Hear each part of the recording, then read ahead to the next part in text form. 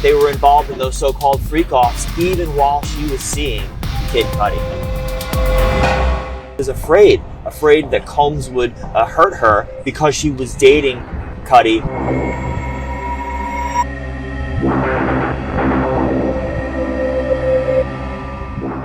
Combs' lawyer, Brian Steele, suggested that it was Ventura who was the villain, playing both men.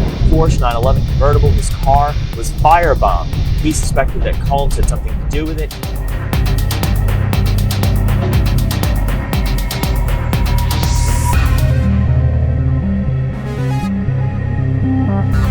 The star prosecution witness on Thursday at Sean Diddy Combs' sex trafficking trial was the actor and singer Kid Cudi. Real name Scott Mescudi. Cudi talked about how he dated Cassie, the R&B singer who was the longtime girlfriend of Sean Combs back in late 2011. Cudi recalled being with Cassie at a hotel in the Hollywood area. He had taken her there because she was afraid that Combs would hurt her because she was dating Cudi, and that he had just found out about that relationship. Now, Cudi said he received a phone call telling him that Combs was breaking into his home in the Hollywood Hills. When he got there, he found Christmas presents that had been unwrapped, and his dog was locked in a bathroom. He said along the way, as he was driving, he called Combs and said he wanted to talk to him. He wanted to meet him at the house. But when he got there, Combs was gone. Cudi said that he flew with Cassie, or rather met her in Connecticut, flew to meet her in Connecticut where she was spending the holidays with her family. When he returned to Los Angeles in January, he said his Porsche 911 convertible, his car, was firebombed.